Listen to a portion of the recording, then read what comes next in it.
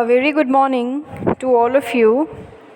Today we'll start the chapter When the Earth Shooks. We have already started this chapter, now we'll study it from here. So we were studying about natural calamity, that is earthquake. So there is a child who is narrating his story. Okay. So let's start with this story. In a few minutes, our village was flat on the ground. All our things, clothes, pots, grains and foods were trapped under the stones, mud and wood from the fallen houses. At that time, everyone thought of two things: to save the people who were trapped and to treat the injured. अब क्या हुआ था कि earthquake की वजह से जो है बहुत सारा नुकसान हो गया था लाइक पेड़ हो चाहे वो घर हो, लोगों के घर टूट के नीचे गिर गए थे, लोगों की छतें बिखर गई थी, लोगों के पास खाने को नहीं था, एवरीथिंग, खाना, राशन, घड़े, कपड़े, उनके सब चीज़ें इधर उधर बिखर चुकी थी। आधी से ज़्यादा जो चीज़ें थी वो दब चुकी थी, लाइक क्योंकि घर गिर गए थे तो वो घरों की जो छत होती है उनके नीचे आधी चीज़ें दबी हुई थी, कुछ लोग भी थे जो उनके नीचे दब गए थे। तो there was a lot of like it was a very big disaster and there was lot of destruction all over there. Okay, so ये बहुत ही बड़ा destruction हो चुका था. So उस टाइम पे everyone was having just one thought and that one thought was just to save everybody's life, कि किसी तरीके से सबकी लाइफ बच जाए, and just to save all the people who were injured. ठीक है, जितने भी लोगों को चोट लगी थी, जितने भी लोग इंजर्ड हुए थे, उन लोगों की इंजरी से रिकवरी हो जाए, यही उस वक्त मेन मोटिव था. So many people were seriously injured, my leg also get fractured. जो ये नरेटर है वो खुद का बता रहा है कि मेरा भी जो पैर था, मेरा खुद का पैर भी इंजर्ड हो चुका था, मेरा पैर फ्रैक्चर हो गया था मेरे पैर में.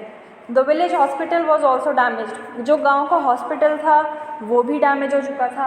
अब ऑब्वियसली ये तो ऑब्वियस सी बात है कि जब अर्थक्वेक आया तो हर रीजन में ही आया है वहाँ पे, तो गांव में हर चीज़ ही गिर गई थी, हर चीज़ ही इधर से उधर बिखर गई थी. Okay, so many people were seriously injured. My leg also got fractured. The doctor treated people with the help of the villagers. 6 people of our village died. My grandfather was also buried under the houses. My mother wept all the time. Seeing my mother, I also cried. The entire village was sad and disturbed. 6 लोग जो थे गांव में वो बेचारे मर भी गए थे. So 6 of the people were died also. They die also. Okay, they died. So उनके जो नरेटर है, जो उनके नाना हैं, वो घर के नीचे दब चुके थे बहुत बुरी तरीके से और उन्हें काफ़ी चोट आई थी. उस टाइम पे क्या होता था, जो उनकी मदर थी वो रोती रहती थी पूरा टाइम, उन्हें रोना आते रहता था. तो उनकी मदर को देख करके जो उनका जो चाइल्ड था, जो नरेटर है, वो बोल रहा है कि मम्मा को देख करके मुझे भी रोना आता था फिर, because my mother was crying. Okay, entire village, पूरा का पूरा गांव ही बहुत उदास और बहुत ही ज़्यादा मेंटली डिस्टर्ब था. So house of Mota Bapu, who is the sarpanch of our village, was not much damaged. तो जो उनके गांव का सरपंच था, जो सरपंच थे उनके गांव के, उनका घर जो था वो इतना डैमेज नहीं हुआ था. ठीक है, तो उन्होंने क्या किया, और उनका घर क्योंकि डैमेज नहीं हुआ था तो उनके घर में राशन काफ़ी बचा हुआ था, लाइक चावल एंड आटा, गेहूँ, ये सब चीज़ें बची हुई थी. तो उन्होंने क्या किया, उन्होंने ये सारा खाना गाँव के लोगों को प्रोवाइड करवाया. ठीक है, तो गांव के लोगों ने क्या किया, वही सारा खाना खाया. For many days the village women cooked food together at मोटा बापूज हाउस एंड फेड एवरीवन. काफ़ी दिन तक क्या होता था कि जो लेडीज़ थी वहाँ की, वो सब एक ही जगह खाना बनाते थे मोटा बापू के घर में, और वहीं सबको खाना बना के खिलाया जाता था.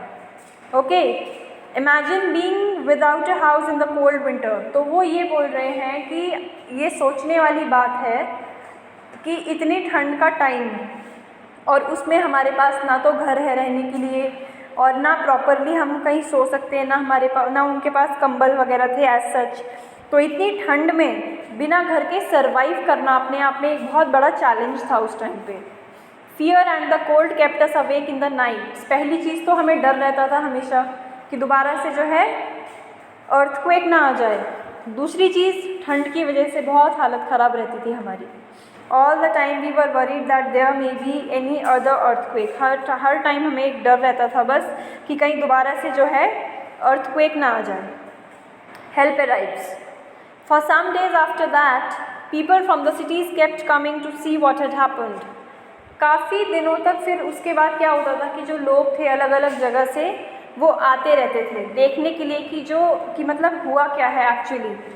इतना ज़्यादा जो डिस्ट्रक्शन कॉज हुआ था वो देखने के लिए लोग दूर दूर से आते थे। So they came with foods, medicines and clothes. तो जो वो लोग आ रहे थे बाहर से वो अपने साथ फूड लेके, लाइक खाना लेके आते थे, मेडिसिन लेके आते थे, कपड़े लेके आते थे। बिकॉज जब अर्थक्वेक आया था तो घर तो सबका डिस्ट्रॉय हो चुका था। So because of that heavy destruction घर ही डिस्ट्रॉय हो चुका था, तो घर की वजह से बाकी चीज़ें भी डिस्ट्रॉय हो चुकी थी, उनके घर का सारा सामान डिस्ट्रॉय हो चुका था। तो जो बाहर से लोग मिलने आते थे वो फूड, मेडिसिन, इन सब चीज़ों के साथ ही मिलने आते थे।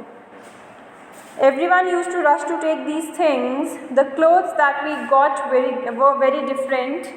We had never worn such clothes before.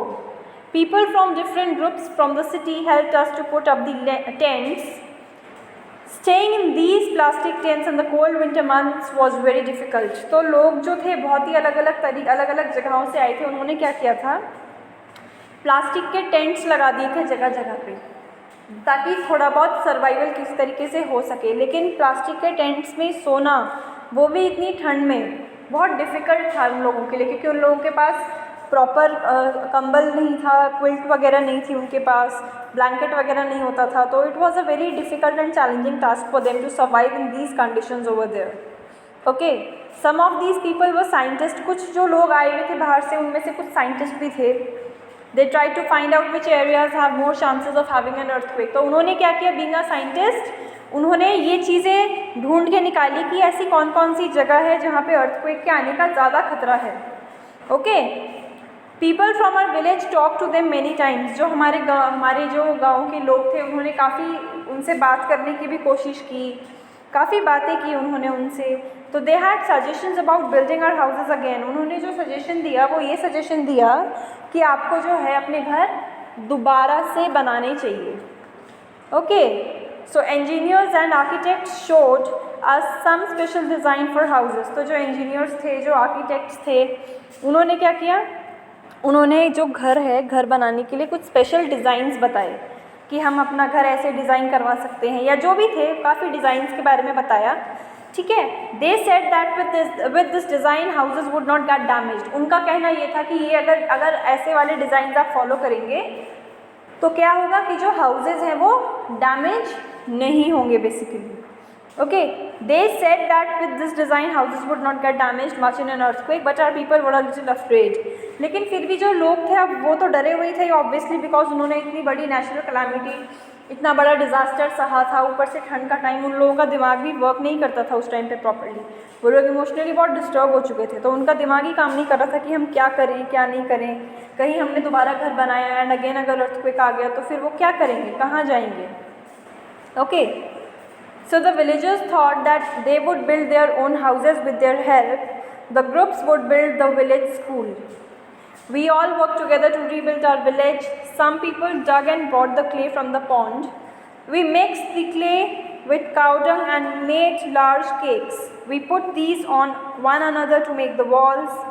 We whitewashed the walls and decorated them with beautiful designs and small pieces of mirrors. We put up the thatched roof. Now our houses shine like a diamond in the dark night. उन्होंने क्या किया, फिर basically इधर उधर से हर चीज़ collect करी। हर चीज़ collect करने के बाद जैसे तैसे अपना घर दोबारा से बनाया। एंड घर बनाने के बाद उन्हें इस बार काफ़ी तसल्ली सी हो रही थी, बिकॉज ठंड के टाइम में उन्हें दोबारा से अपना एक घर मिल रहा था रहने के लिए, और उन्हें अब वो चीज़ें सफ़र नहीं करनी पड़ रही थी। ये जो आप यहाँ पे एक पिक्चर देख रहे हो, ये अर्थक्वेक की ही पिक्चर है, जो कि जनवरी 26, 2001 अहमदाबाद में आया था।